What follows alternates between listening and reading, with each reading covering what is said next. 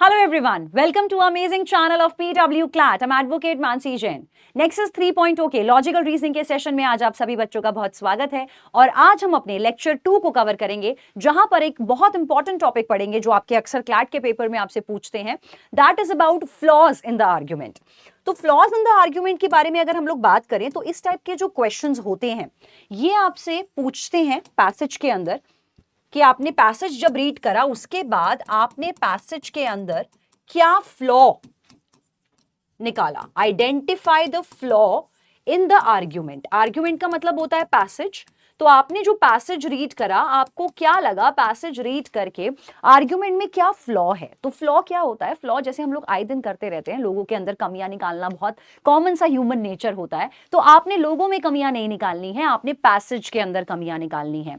तो फ्लॉ का मतलब होता है कि कहानी में कुछ तो झोल है, कुछ तो गड़बड़ है, कुछ तो गलत है जो एक्चुअली हो रहा है पैसेज के अंदर, कुछ तो ऑफ है, कुछ तो एब्सर्डिटी है. तो that absurdity basically is your flaw. तो एब्सर्डिटी को फाइंड आउट करना, आर्ग्यूमेंट में क्या चीज मिसमैच कर रही है, क्या रीजन है जिस वजह से कंक्लूजन में कुछ ना कुछ डाउट लग रहा है, वो एब्सर्डिटी को निकालने का मतलब होता है finding the flaws in the argument. इसको निकालने के लिए बहुत सारी स्ट्रैटेजीज हैं जिनको हम लोग अभी एक एक करके समझेंगे एंड अप्लाई करेंगे इन द क्वेश्चंस. तो सबसे पहले बात करते हैं finding the flaws in the argument. Finding the flaws in the argument वाले क्वेश्चन मोर और लेस कुछ कुछ आपके वीकनिंग जैसे साउंड करते हैं, लेकिन एग्जैक्टली ये वीकनिंग वाले क्वेश्चंस नहीं होते, दोनों में डिफरेंस होता है. Finding the flaw questions are least common of the 5 assumption family. 5 assumption family इसलिए बोलते हैं कि जितने भी assumption बेस्ड क्वेश्चंस होते हैं, हमने क्लास के स्टार्टिंग में बोला था कि जब भी आप बिल्डिंग ब्लॉक्स पढ़ते हो अपने लॉजिकल रीजनिंग के, तो वहां पे assumption सबसे ज्यादा इंपॉर्टेंट है, क्योंकि assumptions करने के बाद आपके डायरेक्ट assumptions वाले क्वेश्चंस हो जाते हैं, आपके short statement assumption based questions भी सॉल्व होते हैं, साथ के साथ आपके वीकनिंग क्वेश्चन सॉल्व होते हैं, आपके स्ट्रेंथनिंग बेस्ड क्वेश्चन सॉल्व होते हैं, और साथ ही यहाँ पर आपको assumptions अगर निकालनी आती हैं तो आपके फ्लॉ वाले क्वेश्चंस भी हो जाते हैं. तो आपको सबसे ज्यादा स्ट्रॉन्ग जो टॉपिक अपना करना है, जो फ्रीक्वेंटली आस्क्ड भी रहता है, दैट इज अबाउट assumption. तो इस assumption फैमिली के जो क्वेश्चंस होते हैं वहां पर they almost will contain some form of the word of the flaw, but be careful. जैसा मैंने कहा, weakening the argument questions also might contain the similar word pattern, similar word stem. तो वहां पर कंफ्यूज नहीं होना कि यार ये क्वेश्चन मेरा वीकनिंग का क्वेश्चन है या ये क्वेश्चन मेरा फ्लॉ का क्वेश्चन है. तो दोनों चीजें अलग अलग है. क्योंकि अब कैसे कैसे पता चलेगा, how to tell the difference. Language का फर्क है, लैंग्वेज डिफरेंस होता है आपका क्वेश्चन के अंदर.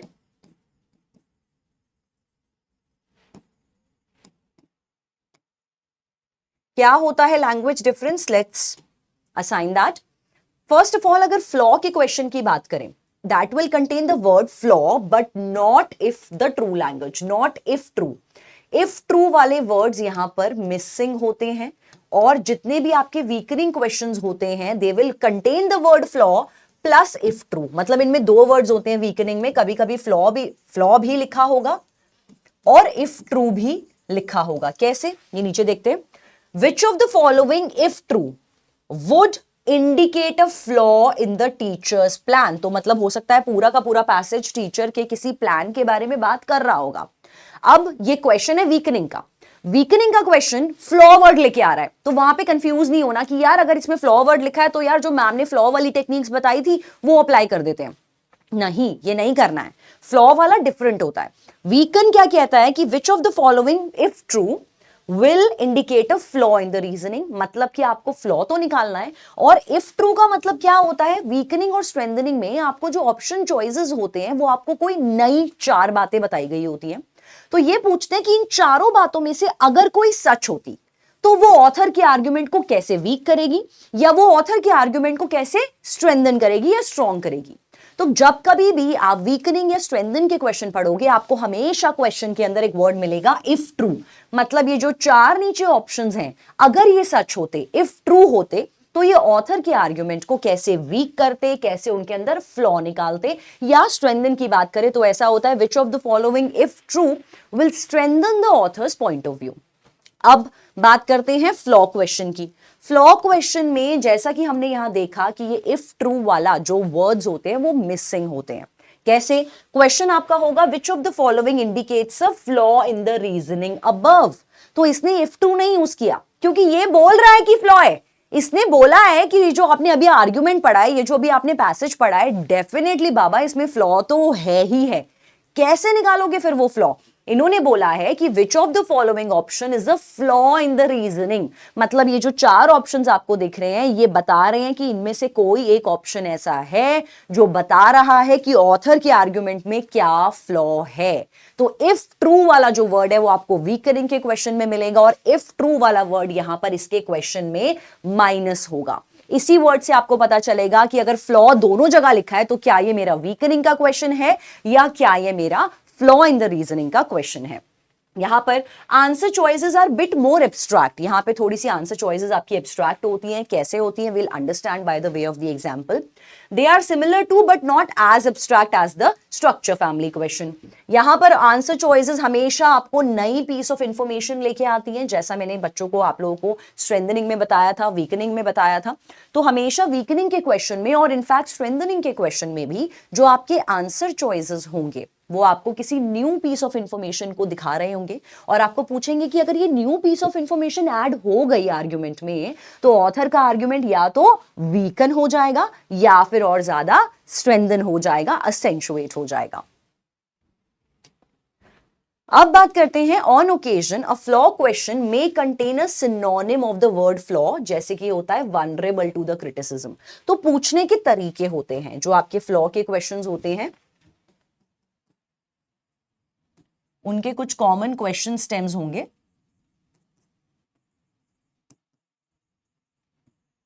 नंबर 1, आपको ऐसे डायरेक्टली क्वेश्चन गिवन होता है, विच of the following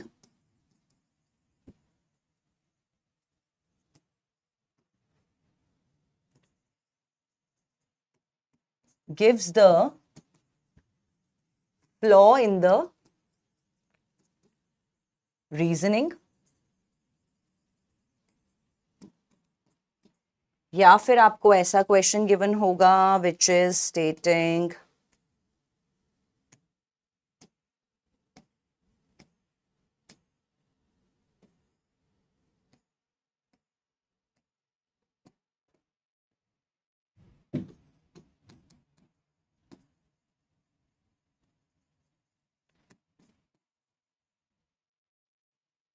the author's reasoning is flawed because it fails। आगे आपको क्वेश्चन में से ऑप्शंस गिवन होंगे।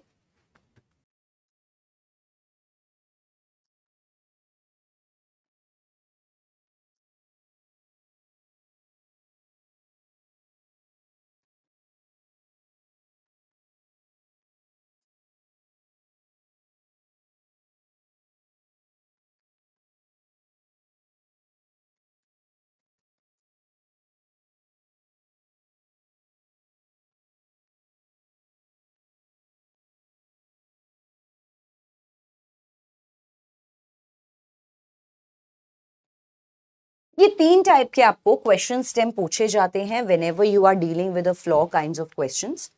तो नंबर 1 क्वेश्चन होता है, जैसा मैंने कहा था कि इफ ट्रू वाले वर्ड्स मिसिंग होते हैं, तो which of the following gives the flaw in the reasoning. Reasoning का मतलब है पैसेज के अंदर कौन सा इनमें से ऐसा ऑप्शन है जो बता रहा है कि पैसेज में भाई साहब ये फ्लॉ है। फ्लॉ होता क्या है? फ्लॉ का मतलब है पैसेज में क्या झोल है। वो झोल क्या होगा वो आपको अक्सर पढ़ते पढ़ते भी समझ में आने लगता है। फ्लॉ के क्वेश्चंस की ये खासियत होती है कि जब आप अपने पैसेज को पढ़ने लगेंगे, जब आप अपने आर्ग्यूमेंट को पढ़ने लगेंगे, तो पढ़ते के साथ ही आपको पढ़ते पढ़ते लगेगा नहीं यार कुछ तो लोचा है बॉस, कुछ तो फ्लॉ है। तो ये फ्लॉ क्या है वो आपने ऑप्शंस में से निकालना होता है। 4 ऑप्शंस आपको गिवन है, आपको ये बताना है कौन सा ऑप्शन ऐसा है जो मुझे बता रहा है कि मेरा यहाँ पे आर्ग्यूमेंट में क्या एग्जैक्ट फ्लॉ है। इसके अलावा क्वेश्चन आपको पूछेगा कि जो ये ऑथर की रीजनिंग है ये फ्लॉड है, मतलब हमको भी पता है कि ये फ्लॉ रीजनिंग है, आपको ये बताना है why, because it fails to do something. मतलब उसे कुछ करना चाहिए था, आर्ग्यूमेंट ने वो चीज नहीं करी, इसीलिए आर्ग्यूमेंट अपना क्या है, ऑलरेडी अपना आर्ग्यूमेंट फ्लॉड है। तो यहां पर लिख रहा है, इसका मतलब ये वाले क्वेश्चन तो ऑलरेडी क्वेश्चन के अंदर ही हम अग्री कर रहे हैं कि आर्ग्यूमेंट अपना फ्लॉड है। कैसे निकालोगे? Because it fail to do something. What it fail to do वो आप निकालोगे। थर्ड, ऑथर का जो आर्ग्यूमेंट है वो वनरेबल है क्रिटिसिज्म के, मतलब कि ऑथर ने ये जो लिख दिया है इसके बाद ऑथर गालियां खाने वाला है, ऑथर को क्रिटिसिज्म झेलना पड़ेगा। इसका मतलब कुछ तो उसने उल्टा पुल्टा लिखा है तभी उसे क्रिटिसिज्म झेलना पड़ेगा। तो इसने बोला ऑथर का जो आर्ग्यूमेंट है वो वनरेबल है क्रिटिसिज्म के, उसके साथ क्रिटिसिज्म होगा ऑन द ग्राउंड। किस ग्राउंड पर लोग उसको सुनाने वाले हैं? सिंपल सी बात है, सपोज अगर आज आपको लगता है कि एक डायरेक्टर ने एक मूवी बनाई है और वो मूवी उसने बना दी है इस कॉन्सेप्ट के ऊपर जहां पर उसने विमेन एम्पावरमेंट के एरा में ऐसा कोई मूवी में दिखाया है कि जिसमें दिखाया गया कि विमेन पे बहुत अट्रोसिटीज होना बिल्कुल जायज है। उसने पूरी की पूरी मूवी में दिखाया है कि ओवर पेट्रियार्की होनी चाहिए, विमेन को बिल्कुल इज्जत मत दो, इन सब चीजों को वो सपोर्ट कर रहा है। तो अगर आप कल को अपने दोस्त के साथ बैठे हो, आप क्या करोगे? मूवी के बारे में बुराई कर रहे हो, आप मूवी के फ्लॉज निकाल रहे हो, आप क्या बोल रहे हो? यार ये मूवी पक्की बातें पिटेगी क्योंकि इस मूवी ने जो एक माइंडसेट दिखाया है वो बहुत 200 करोड़ साल पुराना माइंडसेट दिखाया है। आजकल के टाइम में ये मूवी नहीं टिकेगी क्योंकि ये मूवी जो है ये अपग्रेडेड वर्जन में नहीं है, जो आजकल के करंट कंटेम्प्रेरी टाइम्स हैं उसके हिसाब से भाई साहब ये मूवी आई नहीं है, इसलिए पक्की बात है ये मूवी पिटने वाली है। तो आपने ग्राउंड निकाल लिया जिस वजह से ये मूवी फ्लॉप जाने वाली है। सेम चीज आपने यहां पर निकालनी होगी कि आपने वो ग्राउंड निकालना है जिस वजह से आपका पूरा का पूरा आर्ग्यूमेंट पिटने वाला है, फ्लॉप होने वाला है, गलत जाने वाला है। तो इन 3 टाइप के नोशंस आपको पूछे जाते हैं, ये 3 टाइप के आपके क्वेश्चन स्टेम हैं जहां पर आपने अपने आर्ग्यूमेंट में निकालना क्या होता है? फ्लॉ। इसके बाद बात करते हैं as with the other assumption family questions, finding the flaw contains an argument core. सबसे पहले आपके पास एक आर्ग्यूमेंट का कोर होता है, मतलब अगेन आपके पास प्रीमाइस गिवन होगा, आपके पास कंक्लूजन गिवन होगा, and it's great if you notice the assumption. Assumptions मैं हमेशा बोलती हूं साथ साथ असम्पशंस आप अपने माइंड में बिल्ड करेंगे, that you will build with the techniques that we have already studied। तो प्रेमाइस और कंक्लूजन को पढ़ते पढ़ते आप अपने माइंड में assumptions बिल्ड करना शुरू करो, क्योंकि बहुत ज्यादा हेल्प होगी assumptions करके फ्लॉ निकालने की। कैसे होगी? Let's understand. The correct answer though will essentially be the opposite of the correct answer on finding the assumption. Why? Because finding the assumption you pick an answer that articulates an assumption which is necessary to the argument. While on the flaw question, you are looking for the wording that indicates कि ये flawed thinking है to believe that this assumption is true. नहीं आया होगा समझ में?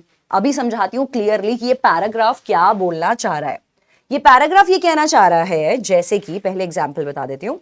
ये paragraph ये कहना चाह रहा है कि अजम्पशन के क्वेश्चन में करते क्या है आप लोग? अजम्पशन में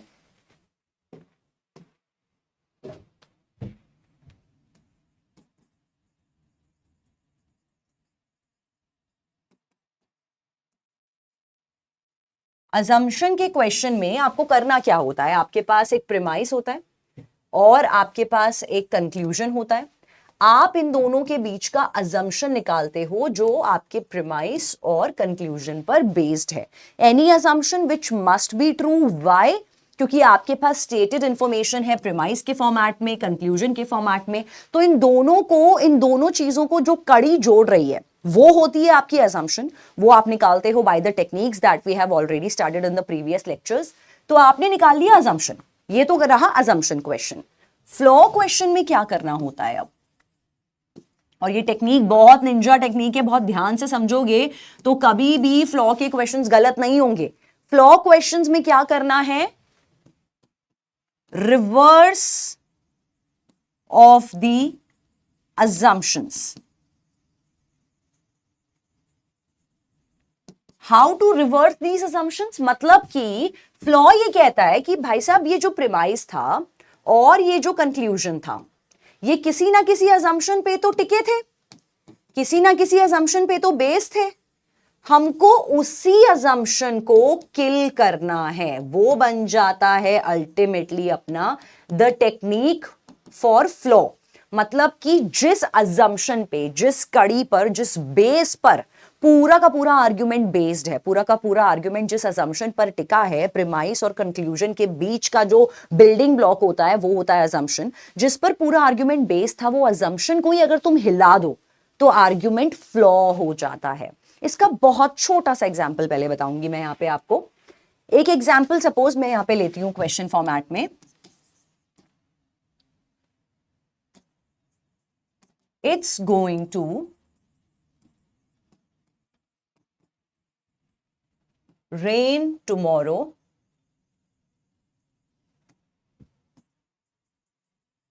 since I watched the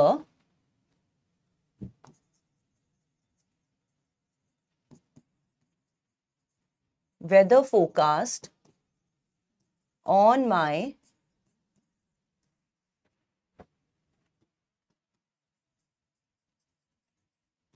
favorite news channel. Okay, कि कल बारिश होगी। और ऐसा क्यों बोल रही हूं मैं कल बारिश होगी, मैं इतने कन्विक्शन के साथ क्यों कह रही हूं, मैं इतना 100% क्यों बोल रही हूं कल बारिश होगी, क्योंकि मैंने वेदर फोरकास्ट देखा है कहां पर, मेरे फेवरेट न्यूज चैनल पर। मतलब मेरा कोई एक फेवरेट न्यूज चैनल होगा, मैंने वहां पर देख लिया है क्योंकि उसने बोल दिया है बारिश हो गई है, तो इसका मतलब कल बारिश होगी। अब आपको पढ़ के क्या लगा, इमीडिएटली पढ़ के क्या लगा, यार मानसी मैम आप 3-4 न्यूज चैनल और देख लेते, ये तो क्योंकि आपका फेवरेट चैनल कह रहा है इसलिए आप बोल रहे हो कल बारिश होगी। यही तो आर्ग्यूमेंट में फ्लॉ है कि क्योंकि मेरा फेवरेट चैनल ने बोल दिया बारिश होगी, मैं मान के चल रही हूं कि ये popularity is the ultimate reason कि कल बारिश हो जाएगी। तो इसके पीछे अपनी अजम्पशन क्या निकलती है, मेरे पास प्रेमाइज क्या है, it's going to rain tomorrow, ये बन गया मेरा कंक्लूजन। और ये बात मैं किस बेस पर बता रही हूं, प्रेमाइज मेरे पास क्या है कि मैंने न्यूज चैनल को देखा, मैंने फेवरेट न्यूज चैनल में देखा कि कल बारिश होने वाली है, वेदर फोरकास्ट। तो इसके पीछे अजम्पशन क्या है, assumption could possibly be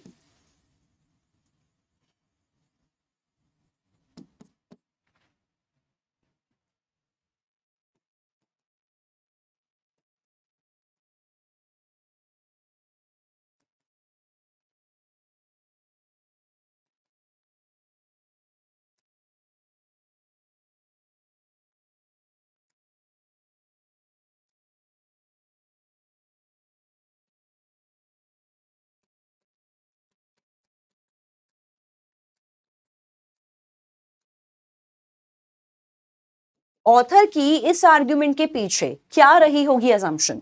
author की अजम्पशन रही होगी कि ये जो मैं फोरकास्ट कर रहा हूं और इतना मैं दावा कर रहा हूं कि कल बारिश हो जाएगी, ये मैं किस बिहाफ पे बोल रहा हूं कि मेरा फेवरेट न्यूज चैनल है और वो हमेशा सच्ची खबर देता है, तो डेफिनेटली ये जो न्यूज चैनल ने बोला कि कल बारिश होने वाली है, मेरी असम्पशन ये कहती है कि क्योंकि ये मेरे फेवरेट चैनल ने बोला और मेरा फेवरेट चैनल हमेशा सही खबरें देता है, तो ये वेदर फोरकास्ट की खबर भी बिल्कुल 100% सॉलिड खबर होगी।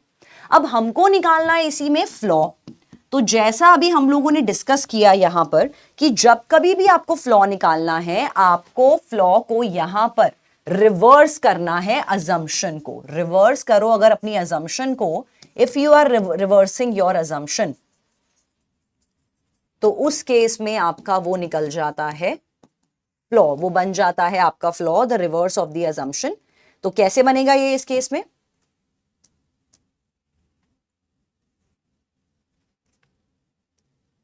So as we were discussing how to reverse the assumption, तो जैसा कि ऑथर ने कहा यहां पर, या हम लोगों ने अभी डिस्कस करा टेक्निक, कि अगर आप अपनी अजम्पशन को रिवर्स कर दोगे तो उससे आपका फ्लॉ निकल के आ जाता है।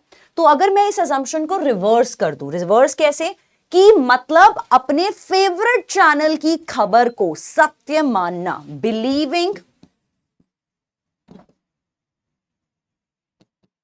The news by favourite channel to be true is actually a false belief, जिस पर ऑथर अपना आर्ग्यूमेंट टिका के बैठा है।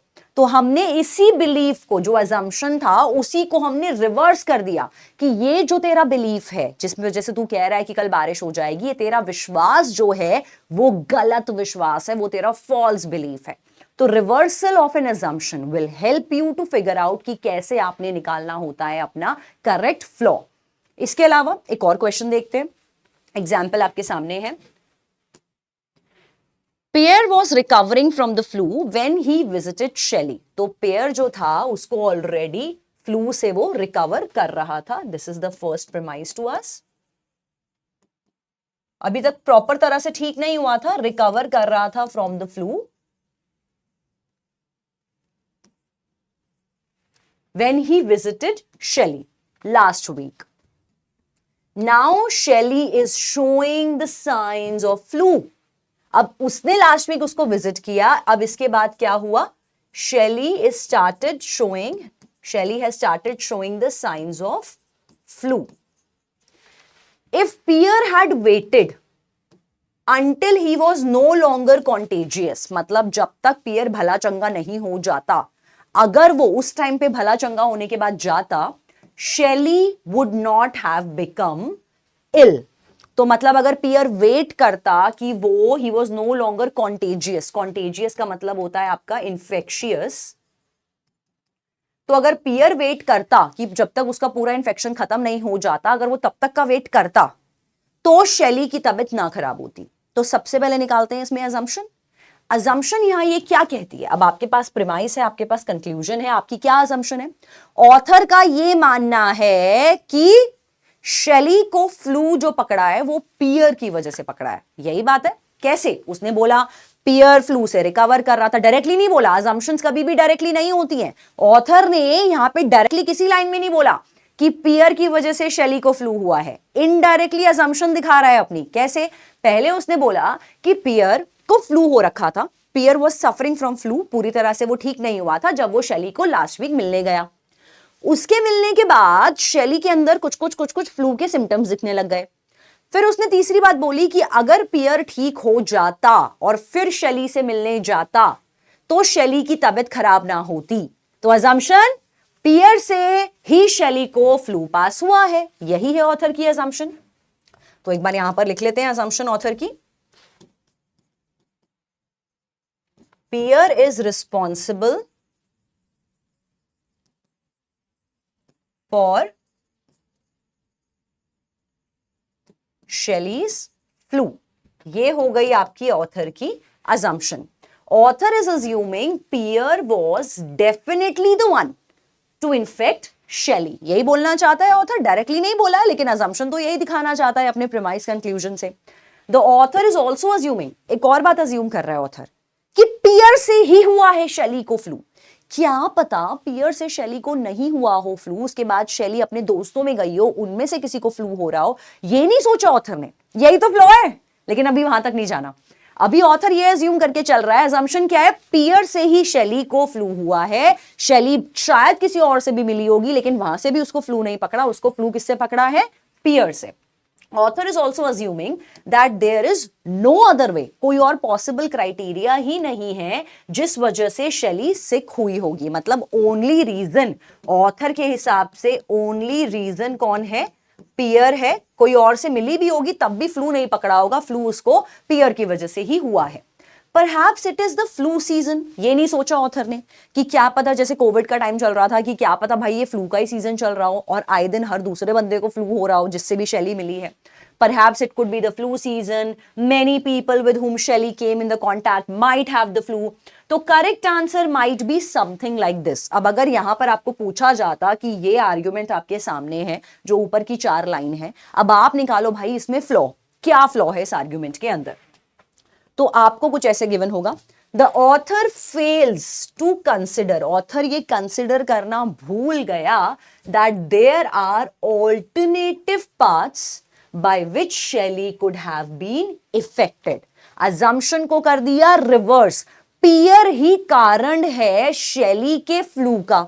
इसको कर दो रिवर्स कि पियर कारण नहीं हो सकता शेली के फ्लू का, मतलब कोई और कारण हो सकता है शेली के फ्लू का. वही बात यहां लिखी है, तभी ये बन गया आपका flaw which was the reversal of the assumption. इस फ्लॉ ने क्या बोला कि ये जो ऑथर है ये कंसिडर करना भूल गया, ये इस बात पे ध्यान देना भूल गया, उससे लोचा हो गया, उससे चूक हो गई, जिस वजह से उसकी मूवी और आर्ग्यूमेंट फ्लॉप चला जाएगा. वो क्या कि कोई और भी तरीका हो सकता है, कोई और भी बंदा हो सकता है, कोई और दोस्त हो सकता है जिस वजह से शेली को फ्लू हुआ होगा, जिस वजह से उसको ये फ्लू नाम का इन्फेक्शन हुआ हो सकता है. जरूरी नहीं है कि पियर की वजह से ही. जस्ट बिकॉज जब पियर उससे मिलने गया था तो वो रिकवरी स्टेज में था, तो 100% पियर ही उसके फ्लू का कारण है. यही ऑथर का फ्लॉ है.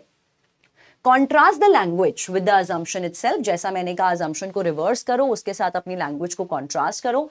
ऑथर ने अज्यूम किया था कि सिर्फ पियर ही है, जैसा मैंने अभी आपको लिख के भी बताया कि सिर्फ पियर है जिस वजह से शैली इन्फेक्ट हुई होगी।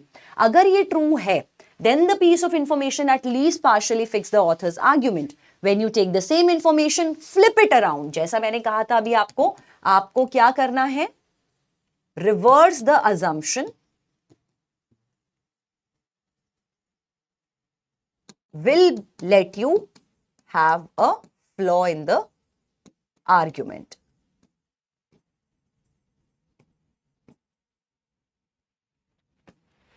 इस केस में आप क्या करते हो? जब अपनी अजम्पशन को रिवर्स करते हो, आप ऑथर के आर्ग्यूमेंट को हार्म करते हो, उसकी मूवी को फ्लॉप करा देते हो, तभी उसका फ्लॉ निकल जाता है।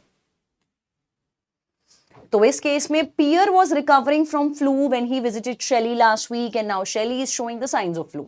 If Pierre had waited until he was no longer contagious or infectious, Shelley would not have become ill. तो अब इसको हमने एक थोड़ा सा टैबुलर फॉर्म में भी बनाया है, so that to make it extra clear for you. Assumption ने कहा कि सिर्फ पियर ही कारण है शेली के इन्फेक्शन का। इसको जब हमने रिवर्स कर दिया, कैसे? यहां पे हमने इसी अजम्पशन को रिवर्स किया, तो इसको रिवर्स फॉर्मेट में हमने लिखा कि ऑथर फेल कर गया कंसिडर करने में कि कोई और भी कारण हो सकता है, ऑल्टरनेट पाथ, ऑल्टरनेट लोग भी हो सकते हैं जिस वजह से शैली को यहां पर फ्लू हुआ होगा। क्या पता शैली के मुंह पर आके कोई छींक गया हो, जैसे कोविड-19 के टाइम पे कहते थे ना, किसी को मारना है तो जाके उसके मुंह पे खांस दो। तो क्या पता शैली के कोई मुंह पे आके खांस दिया हो पियर के अलावा, जिस वजह से उस बेचारी को फ्लू हो गया हो। बेचारे फालतू में पियर के पीछे पड़ गए हैं, बेचारे नादान बालक के। तो यही है आपका यहां पर फ्लॉ। अजम्पशन से आपका आर्ग्यूमेंट स्ट्रॉन्गर बन जाता है। कैसे स्ट्रॉन्गर बना? आपका प्रीमाइस और कंक्लूजन और स्ट्रॉन्ग हो गया अजम्पशन से कि भाई साहब अगर ये अजम्पशन निकालनी होती तो बिल्कुल करेक्ट अजम्पशन होती। स्ट्रॉन्ग कर रहा था आर्ग्यूमेंट को कि यार पियर ही कारण है शैली के फ्लू का। फ्लॉ क्या करता है? आर्ग्यूमेंट को वीक बना देता है, मूवी को फ्लॉप कर देता है। The argument is made weaker in this case, जब हमने आर्ग्यूमेंट के अंदर ये निकाल लिया है आपका flaw. In sum, think up of a flaw question as the reversal of the assumption questions. The answer still hinges on the assumption. हमेशा आपका जो argument है वो assumption पे ही based होता है, flaw में भी it revolves around assumption. पर correct answer जो होगा will word the assumption in a way, वो assumption को इस तरह से लिखा होगा जो reversal format होगा, जो hurt करेगा argument को. Answer choice की जो language होती है वो थोड़ी सी ज्यादा abstract होती है, तो वहां पर कंफ्यूज नहीं होना है। Abstract language in options, you will find that language than the answer choices on assumption. वो थोड़े से क्लैरिफाइड सिंपलर फॉर्मेट में होते हैं, और एब्स्ट्रैक्ट ऑप्शंस होते हैं, थोड़ा सा लिमिटेड वर्डिंग होती है, बिल्कुल फ्लॉ के बारे में बिल्कुल बात कर रहे होते हैं तो थोड़ा सा लिमिटेड और एब्स्ट्रैक्ट वर्डिंग होती है। Often answer choices will talk about what the author fails to consider and does not specify or something along those lines, कि जैसे ऑथर ये चीज कंसिडर करना भूल गया, ऐसे कोई वर्ड आपको ऑप्शन में मिल जाएंगे कि ऑथर से ये गलती हो गई, ऑथर से ये भूल चूक हो गई, तो फेल्स टू कंसिडर, या ऑथर स्पेसिफाई करना भूल गया, ऑथर बताना भूल गया ये बात, तो मतलब ऑथर की कोई गलती होगी, वो शुरू के वर्डिंग्स में आपको दिख जाएगा कि ये गलती की तरफ इशारा कर रहे हैं, या something along those lines will be the wordings of your flaw based questions. इसके बाद बात करते हैं एलिमिनेशंस की, एलिमिनेटर्स की। कौन कौन सी ऑप्शंस का ध्यान रखना है whenever you eliminate in the flaw based questions.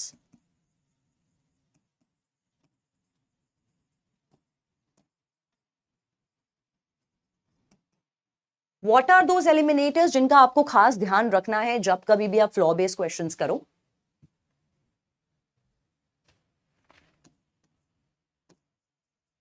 सबसे पहले तो हमेशा हम बोलते हैं अनरिलेटेड और इररेलेवेंट आंसर चॉइसेस। आपको 100% 4 ऑप्शंस में से एक ऑप्शन ऐसा 100% मिल जाएगा जो इररेलेवेंट और अनरिलेटेड मुद्दों पे बात कर रहा होगा, जिसके बारे में सुनना ही नहीं है हम लोगों को, मतलब बिल्कुल आर्ग्यूमेंट, प्रीमाइस, कंक्लूजन से अलग जाके बात कर रहा होगा, जो आपको पढ़ते के साथ लगेगा यार क्या अनरिलेटेड बात कर रहे हो आप। तो ये होता है ना जो बिल्कुल ही दूर की बात कर रहे होते हैं, तो वो आपके अनरिलेटेड में जाएंगे और उसको सबसे पहले आप एलिमिनेट करोगे। And elimination strategy is always your best friend whenever you are doing the questions for logical reasoning. Number 2 technique.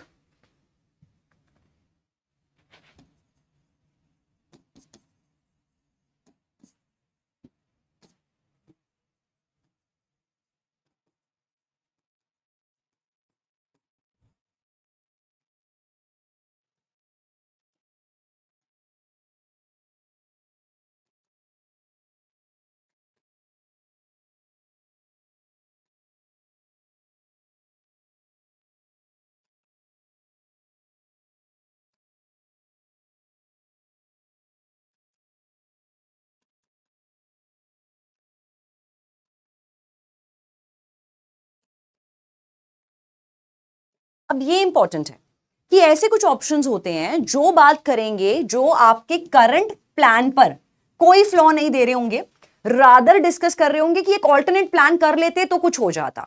जैसे कि आपको मिलेगा पैसेज के अंदर कि यार कोई कंपनी ने एक प्लान प्रपोज किया, किसी कंपनी ने एक नया आइडिया निकाला, या कुछ भी यहां पर एक ऑथर ने कोई प्लान प्रपोजल दिया, कोई गवर्नमेंट ने एक पॉलिसी निकाली, उस पॉलिसी में कोई ना कोई फ्लॉ था, वो आर्ग्यूमेंट पढ़ के आपको लगेगा। लेकिन ऑप्शन पता क्या बोलेगा कि ऑथर भूल गया यहां पर एक ऑल्टरनेट प्लान या ऑल्टरनेट पॉलिसी निकालना। तो इसमें दिक्कत क्या है, अब आप सोचो, ये आपके ऑप्शंस एलिमिनेशन में जाते हैं। क्यों एलिमिनेशन में जाएंगे? क्योंकि यार ये जो ऑप्शन है ना, ये ऑलरेडी, जैसे अगर हम सेम मूवी की बात करें, अगर आप मूवी के बारे में बुराई कर रहे थे, तो अगर आप मूवी के बारे में फ्लॉ निकालोगे तो वो फ्लॉ सही होगा जो ये बोलेगा कि यार ये मूवी आजकल के टाइम पे नहीं बनी, इस मूवी ने बहुत ज्यादा पुराना कॉन्सेप्ट लिया हुआ है, या इस मूवी में इसने हीरो हीरोइन बहुत गंदे ले लिए हैं, बकवास ले लिए हैं, इसलिए ये मूवी पिट गई। ये ज्यादा सही फ्लॉ होगा? या एक फ्लॉ जो ये कह रहा होगा यार ये मूवी तो घटिया है, लेकिन इसको ना किसी और मुद्दे पे मूवी बनानी चाहिए थी, आपने इस मूवी में फ्लॉ है वो नहीं बताया, इस ऑप्शन ने इस वाले आर्ग्यूमेंट के अंदर क्या फ्लॉ है वो नहीं बताया, उसने क्या बोला किसी और टॉपिक पे मूवी बनानी चाहिए थी, बस इतना बोल दिया कि किसी और टॉपिक पे मूवी बना लेता। अरे इस वाली मूवी में क्या फ्लॉ है वो तो मुझे बता दे, इस मूवी में क्या क्रिटिसिज्म है वो तो बता, वही तो फ्लॉ होगा। तो जो ऑप्शन करंट प्लान पे फ्लॉ ना बताकर एक ऑल्टरनेट प्लान लेने का प्रोबेबिलिटी डिस्कस करेगा, तो वो इस केस में आपका फ्लॉ आर्ग्यूमेंट का करेक्ट ऑप्शन हो सकता है। Apart from that, there is one more considerable option.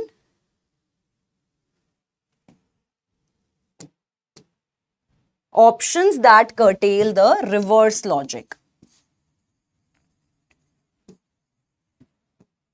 Reverse logic means options that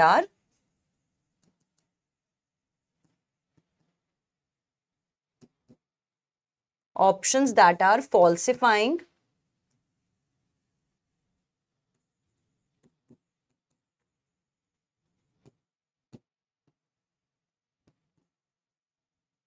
the main argument. ऐसा ऑप्शन जो आपके मेन आर्ग्यूमेंट को फॉल्सिफाई कर रहा है, मतलब ऑलरेडी जो पैसेज में गिवन है बस ये कह रहा है कि यार ये इंफॉर्मेशन तो झूठी इंफॉर्मेशन है, ये इंफॉर्मेशन तो फॉल्स इंफॉर्मेशन है, ऐसा ऑप्शन दे रहा है जो आपके मेन प्रीमाइस और कंक्लूजन को झूठा साबित कर रहा है, तो वो भी आपका इस केस में एलिमिनेशन चॉइसेस में जाता है whenever you are dealing with the flaw based questions. Now let's understand this question and apply the elimination technique as well. Environmentalist का कहना है Bando's ink manufacturing process releases pollution into the atmosphere. तो एक company है जिसका नाम है Bando Inc. That is creating very much pollution in the air atmosphere. वो बहुत ज्यादा पोल्यूशन क्रिएट कर रहे हैं जब भी वो चीजें अपनी जो भी प्रोडक्ट्स हैं वो मैन्युफैक्चर करते हैं। In order to convince the company to change the process, अब हम चाह रहे हैं एज एन एनवायरमेंटलिस्ट का तो यही मानना है कि कंपनी अपना प्रोसेस चेंज करे ताकि एटमॉस्फेयर में कम पोल्यूशन हो। तो what they want the company to change their process of manufacturing. कैसे कन्विंस करना चाहते हैं वो कंपनी को कि कंपनी मान जाए उनकी, वरना क्यों सुनेगी कंपनी उनकी। We will organise a boycott of the product. उन्होंने कहा एक काम करते हैं, उनके एक प्रोडक्ट का बॉयकॉट कर देते हैं, जो वो प्रोडक्ट बना रहे हैं कि उनके प्रोडक्ट का बॉयकॉट कर देते हैं। That represents the highest sales volume, that is the light bulb. कौन से प्रोडक्ट को बॉयकॉट करने वाले हैं वो लोग सोच रहे हैं, लाइट बल्ब। और लाइट बल्ब ही उन्होंने क्यों चुना बॉयकॉट करने के लिए, क्योंकि यहां पर ऑथर के हिसाब से लाइट बल्ब की उनकी सबसे ज्यादा हाईएस्ट सेल्स है। तो इनका ये मानना है कि जब हम लाइट बल्ब को खरीदना बंद कर देंगे, जो इनका मार्केट में सबसे ज्यादा बिकता है, तब होगा इनको लॉस। तब मानेंगे ये लोग, तब आएगा ऊंट पहाड़ के नीचे, तब बैंडो इंक मान जाएगा, प्रोसेस चेंज कर लेगा और एटमॉस्फेयर में पोल्यूशन थोड़ा सा कम हो जाएगा। Because Bando sells more light bulbs than any other product. मतलब क्या पता ये ट्यूबलाइट बनाते हो, टीवी बनाते हो, व्हाटएवर, मल्टीपल प्रोडक्ट्स बनाते हो, सीएफएल बल्ब्स बनाते हो, लेकिन लाइट बल्ब ये सबसे ज्यादा इनका बिकता है। मतलब हाईएस्ट सेल्स लाइट बल्ब की हैं। तो जब हम बॉयकॉट करेंगे इस लाइट बल्ब का, उससे कंपनी को सबसे ज्यादा डैमेज होगा और कंपनी के प्रॉफिट्स हिल जाएंगे। तो इनका मतलब है लाइट बल्ब को अगर हम बॉयकॉट करेंगे तो हिंडसाइट में क्या होगा, डैमेज होगा, कंपनी को लॉस होगा, क्योंकि सबसे ज्यादा हाईएस्ट सेल्स इसी की हैं, तो उस चक्कर में ये लोग सुधर जाएंगे। अब इसमें आर्ग्यूमेंट में आपको निकालना है फ्लॉ। है फ्लॉ, अगर नहीं पकड़ा अभी तक तो अब पकड़वाएंगे, तभी तो हम बोल पाएंगे कि सही पकड़े हैं। तो देखते हैं क्या है वो फ्लॉ। एनवायरमेंटलिस्ट की जो रीजनिंग है वो फ्लॉड है बिकॉज इट फेल्स टू, मतलब ऑथर ने कोई चीज करना भूल गया। It fail to do what, कोई चीज वो करना भूल गया। फेल्स टू डू व्हाट, क्या चीज करना भूल गया वो। फर्स्ट ऑप्शन कहता है author fail to allow for a possibility that Bando may not want to change the manufacturing process at all। ये आ गया रिवर्स लॉजिक। इसने बोला है कि ऑथर ये कंसिडर करना भूल गया कि शायद बैंडो चेंज होगा ही नहीं। अगर बैंडो चेंज होगा ही नहीं तो फिर ये बॉयकॉट करना, ये सेल्स वाला बल्ब देखना, इन सब चीजों का तो कोई फिर मतलब ही नहीं है। पूरा का पूरा आर्ग्यूमेंट शाटर हो गया। ये पूरा का पूरा आर्ग्यूमेंट किल कर रहा है, ये फ्लॉ नहीं निकाल रहा। इसने ये बोल दिया कि भाई सब कुछ नहीं होने वाला। बैंडो कभी भी, बैंडो मतलब कहते हैं ना कि वो इतना चिकना घड़ा है बैंडो, वो चेंज ही नहीं करेगा अपना मैन्युफैक्चरिंग प्रोसेस। ऑथर ये फेल कंसिडर करना भूल गया ये पॉसिबिलिटी कि बैंडो जो है may not want to change the process at all, मतलब कुछ नहीं करने वाला है। ये रिवर्स लॉजिक है। ये आपके पूरे के पूरे आर्ग्यूमेंट को किल कर रहा है। पूरा का पूरा आर्ग्यूमेंट जिस बेस पर है कि बॉयकॉट हो जाएगा तो तब ये होगा, तब ये होगा, ये सब कुछ को जीरो कर दे रहा है। दैट इज वाई ये आपका गलत ऑप्शन में जाएगा। बी ने कहा ऑथर फेल कर गया सप्लाई करने में इंफॉर्मेशन। ऑथर ने वो इंफॉर्मेशन सप्लाई नहीं करी about other possible ways for Bando to reduce pollution. अभी हमने एलिमिनेशन में डिस्कस किया है, जो ऑप्शन करंट प्लान पे टिप्पणी देने के बजाय ये बोले कि कुछ और कंसिडर कर लेते, यार किसी और टॉपिक पे मूवी बना लेते, मुझे नहीं पता कि इस मूवी में क्या फ्लॉ है। ये वही ऑप्शन है कि ऑथर हमें ये इंफॉर्मेशन देना भूल गया कि बैंडो को सीधा करने के लिए कोई और उंगली का भी इस्तेमाल किया जा सकता है। मतलब कहते हैं ना कि वो घी निकालने के लिए उंगली टेढ़ी करनी पड़ती है। तो ऑथर ने बोला कि ऑथर जो है, यहां पर आर्ग्यूअर ने बोला कि ऑथर भूल गया इंफॉर्मेशन देना कि कोई और भी पॉसिबल वेज हैं बैंडो को सुधारने के। इस वाले वे में क्या प्रॉब्लम है वो तो बता दो। Unrelated option. सी ने कहा ऑथर भूल गया कंसिडर करना कि relative sales volume of a company's products are not necessarily proportional to the profits. मिल गया फ्लॉड आंसर। इन्होंने क्या सोचा, ऑथर की क्या असम्पशन थी, यहां पे आ जाते हैं असम्पशन पे। ऑथर की यहां पे क्या असम्पशन रही होगी, क्या असम्पशन रही होगी कि क्योंकि लाइट बल्ब की हाईएस्ट सेल्स हैं, इसका मतलब ऑथर की क्या असम्पशन है कि भाई इनको डैमेज होएगा, लॉस होगा। क्या मतलब है इसका, मतलब हाईएस्ट प्रॉफिट भी, ऑथर का मानना है हाईएस्ट प्रॉफिट भी कंपनी को लाइट बल्ब भी देता होगा। जब ये हाईएस्ट प्रॉफिट जाएगा नीचे तब इन लोगों को अकल आएगी। जरूरी नहीं होता है ऐसा, मान के चलो, लेट्स अज्यूम, मान के चलते हैं लाइट बल्ब ये लोग बेचते हैं 2 रुपए का, ठीक है, इसको ऐसे समझते हैं। लाइट बल्ब बैंडो बेचता है 2 रुपीस का एक लाइट बल्ब, और मान के चलते हैं ये बेचते हैं, ट्यूबलाइट भी बेचते हैं। ट्यूबलाइट ये लोग बेचते हैं 500 रुपीस पर ट्यूबलाइट, ठीक है।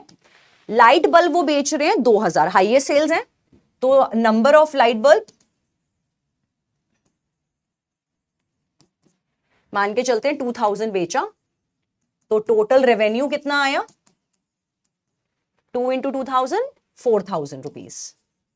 4,000 रुपीज का कंपनी ने रेवेन्यू कमाया लाइट बल्ब बेच के, सबसे ज्यादा लाइट बल्ब बेचते हैं। ट्यूबलाइट उन्होंने बेची कितनी, नंबर ऑफ सोल्ड, क्योंकि कम बिक्री है इसकी, लाइट बल्ब की सबसे ज्यादा है, मान के चलते हैं ट्यूबलाइट उन्होंने बेची है सिर्फ 7 नहीं, सिर्फ 7 नहीं, सिर्फ 10 ट्यूबलाइट बिकी है। तो रेवेन्यू कितने का आया, यहां से अगर हम रेवेन्यू निकालें ट्यूबलाइट बेचने से कितने का आया, 10 × 5, 5,000 रुपीज का रेवेन्यू आया है ट्यूबलाइट बेच के। और बल्ब जो 2,000 बिके हैं, जिनकी हाईएस्ट सेल है, उनको बेच के कंपनी को मिले हैं सिर्फ 4,000 रुपए। और ट्यूबलाइट उन्होंने सिर्फ 10 बेची है, ये 2,000 बेचे हैं, और तब भी इन्होंने कमा लिए 5,000 रुपए। तो यही तो था ऑथर का प्रॉब्लम, वो ये मान के चल रहा था, अजम्पशन क्या थी कि हाईएस्ट सेल्स हैं, डैमेज होएगा, अकल आएगी। अजम्पशन क्या थी कि यार हाईएस्ट सेल्स ही हाईएस्ट प्रॉफिट देती होंगी, और जब ये प्रॉफिट निकलेगा, डैमेज होगा, तब कंपनी को अकल आ जाएगी। यही था पूरे के पूरे आर्ग्यूमेंट का फ्लॉ। आर्ग्यूमेंट ने यहां पर यह बताया कि ऑथर भूल गया कंसिडर करना कि जो रिलेटिव सेल्स होती हैं, volume of a company's products, मतलब जो सेल्स वॉल्यूम्स होती है किसी प्रोडक्ट की, जरूरी नहीं है वो प्रोपोर्शनल हो प्रॉफिट के भी। माना कोई चीज बहुत ज्यादा नंबर में कंपनी की बिक्री है, लेकिन यह समझ नहीं आप सकते हो कि वही चीज सबसे ज्यादा कंपनी को रेवेन्यू प्रॉफिट दे रही है। That's why C will be the correct flaw in the reasoning. D कहता है ऑथर आइडेंटिफाई करना भूल गया कोई ऑल्टरनेट मेथड जिससे हम बैंडो को कन्विंस कर पाते। सेम जो आपका बी ऑप्शन बात कर रहा है, तो बी और डी ऑलमोस्ट सेम है कि ऑल्टरनेट मेथड के लिए बता रहे हैं, करंट रीजनिंग में क्या फ्लॉ है उसके बारे में चर्चा नहीं कर रहे हैं।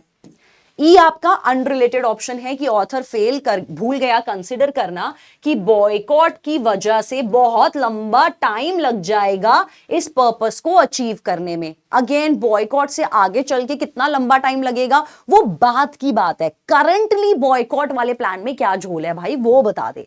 फ्यूचर कितना लंबा है वो अलग बात है, अगर कंसिडरेबल भी है तो दिक्कत क्या है, लंबे टाइम में सुधार देंगे बैंडो को। तो ये आपका अनरिलेटेड ऑप्शन में जाएगा, making C your correct answer choice. So यहां पर जैसा लिखा है कॉमन ट्रैप आंसर्स, जैसा मैंने बताया कि आपको जब कभी भी ऐसे ऑप्शंस हैं जो आपको कमेंट करने के लिए बोले गिवन प्लान के बजाय ऑल्टरनेटिव प्लान के बारे में डिस्कस करें, करंट प्रॉब्लम में फ्लॉ ना बताएं, वो आपके एलिमिनेशन में जाएंगे। जो ऑप्शंस आपके डिटेल और डिस्टिंक्शन लेके आए जो एक्चुअली आपके आर्ग्यूमेंट से अनरिलेटेड है वो आपके एलिमिनेशन में जाएंगे। और अगेन जैसा ए ऑप्शन कर रहा था, जो ऑप्शंस आपके रिवर्स लॉजिक या आपके पूरे के पूरे आर्ग्यूमेंट का बेस ही किल कर दें, उनको फॉल्सिफाई कर दें, तो वो भी आपके यहां पे एलिमिनेशन में जाएंगे। Now let's understand another question based on the flaw in the reasoning. Editorial का ये कहना है क्लियरली, मतलब एग्जैक्टली एविडेंटली जो ऑथर कह रहा है, clearly during the past 2 years, तो ये 2 years का डेटा है, पास्ट 2 years हमने क्या ऑब्जर्वेशन करी है यहां पर, they are saying the unemployment situation, बेरोजगारी की जो सिचुएशन है हमारी कंट्री में, सॉरी हमारी सिटी में, दैट हैज बीन इंप्रूविंग। तो दैट मीन्स मानना क्या है यहां पे ऑथर का कि लोगों को जॉब्स मिल रही हैं, तो एम्प्लॉयमेंट यहां पर बढ़ गया है, अनएम्प्लॉयमेंट सिचुएशन जो है वो यहां पर इंप्रूव हो गई है।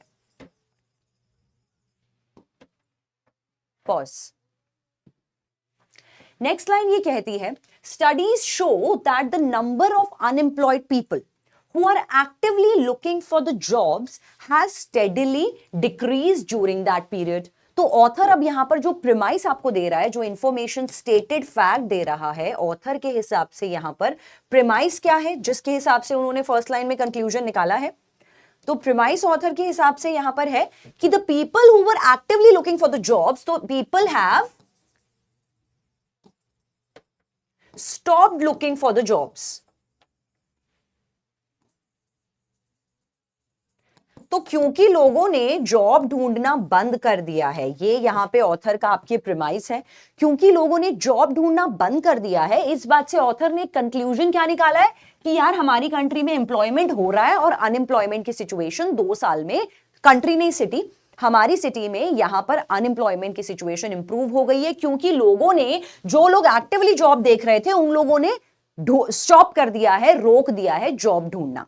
तो सबसे पहले जैसे कि हम बोलते हैं कि अजम्पशन को फ्लिप करना है, यहां पर अजम्पशन ये कहती है कि इसका मतलब है जो लोग जॉब ढूंढ रहे थे उनको नौकरियां मिल गई हैं, यही अजम्पशन है। तभी बोला जो लोग जॉब ढूंढ रहे थे उन्होंने ढूंढना बंद कर दिया, एम्प्लॉयमेंट सिचुएशन ऊपर जा रहा है, दैट मींस लोगों को नौकरियां मिल गई थी जो लोग नौकरियां ढूंढ रहे थे, करेक्ट।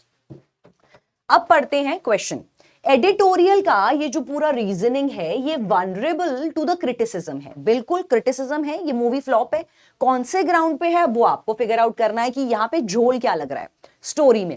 तो अगर नॉर्मली मैं बात करूं, बेसिकली अमूमन डे टू डे जिंदगी के बारे में बात करूं, तो अगर आज कोई इंसान 2 साल से जॉब ढूंढ रहा है और उसने जॉब थक हार के ढूंढना छोड़ दिया है, तो क्या इसका यही मतलब है कि उसको जॉब मिल गई है? इसके ये भी सिचुएशन हो सकते हैं कि क्या पता वो फ्रस्ट्रेट हो गया, उसने सोचा हो छोड़ यार अब मैं नौकरी नहीं करूंगा, अपना खुद का कुछ स्टार्टअप करूंगा, मैं बिजनेस कर लूंगा, ये भी सिचुएशन हो सकती है।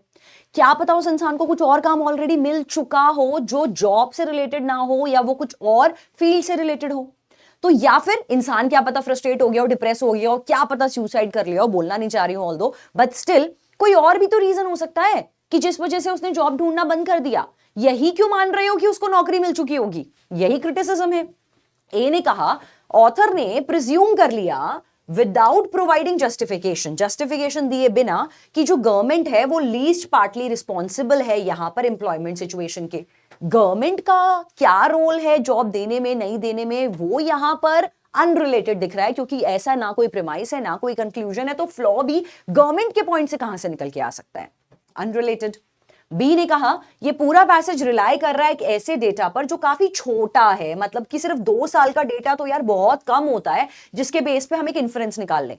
2 साल का डेटा इतना अपने आप में तो काफी है। अगर आज सिंपल सी बात है 2 साल के डेटा में मुझे बोलते कि लोग कम से कम 2 लाख लोग जॉब सर्च कर रहे थे 2009 में, और 2011 में अब सिर्फ 1000 लोग जॉब सर्च कर रहे हैं, तो ये डेटा क्या मेरे लिए 2 साल का काफी नहीं है जानने के लिए कि यार अनएम्प्लॉयमेंट सिचुएशन यहां पर डिक्रीज हो गई है?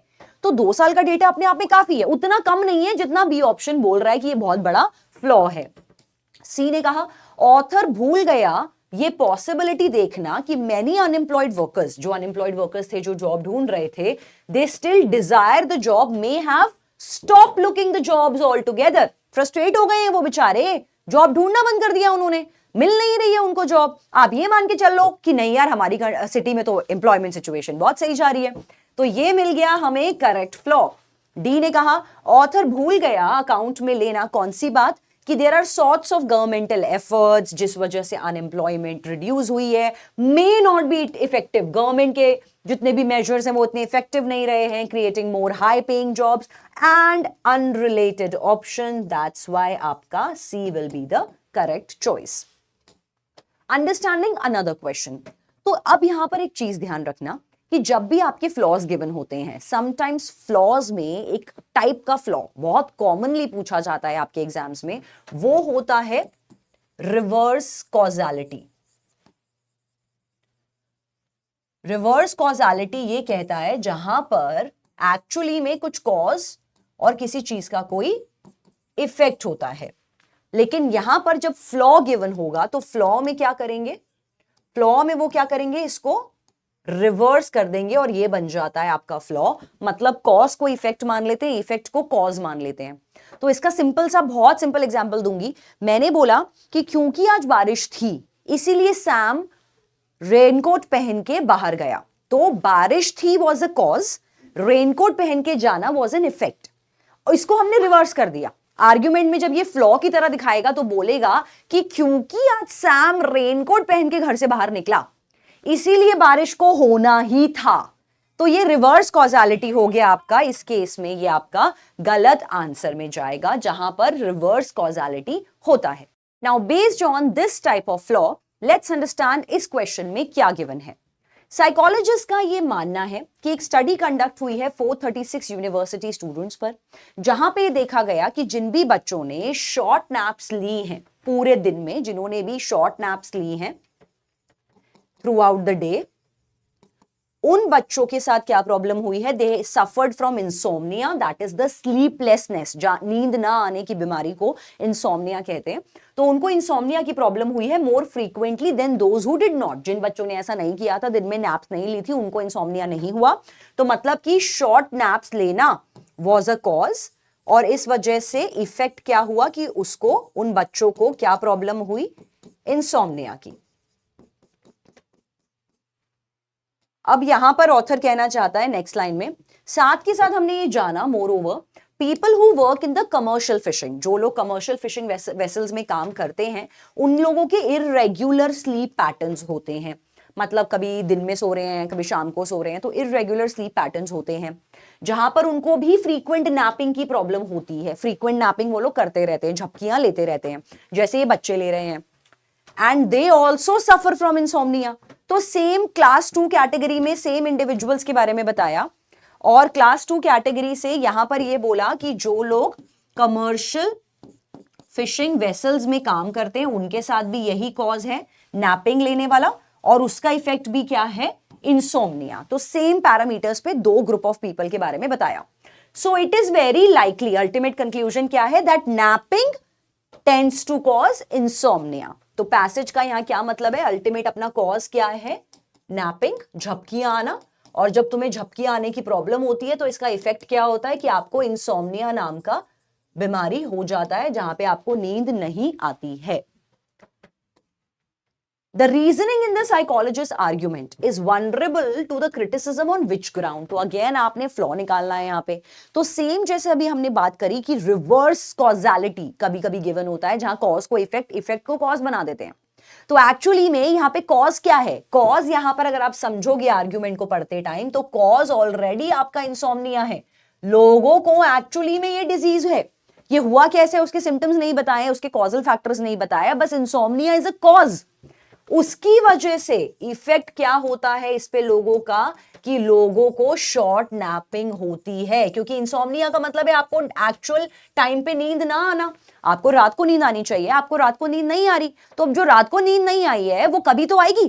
तो दिन में आपको छोटी छोटी झपकियां आ रही हैं, तो सेम चीज है, इफेक्ट क्या हो रहा है उसका, शॉर्ट नैपिंग, क्योंकि ऑलरेडी आपको प्रॉब्लम क्या है, इंसोम्निया का।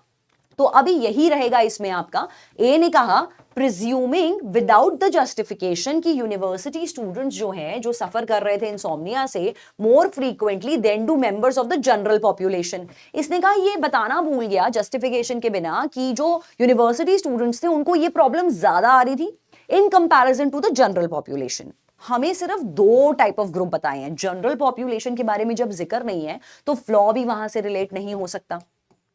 प्रिज्यूमिंग कि सारे इंस्टेंसेस जो इंसोम्निया के होते हैं उन सभी का सेम कॉज होता है, मतलब इंसोम्निया होने का सारे कॉजेस सेम हैं, ये बताया, ये मान के चल लिया इसने अपने फ्लॉ को, गलत आंसर है। सी ने कहा ये साइंटिफिकली प्रोवाइड करना भूल गया रिस्पेक्टेबल डेफिनेशन ऑफ नैपिंग।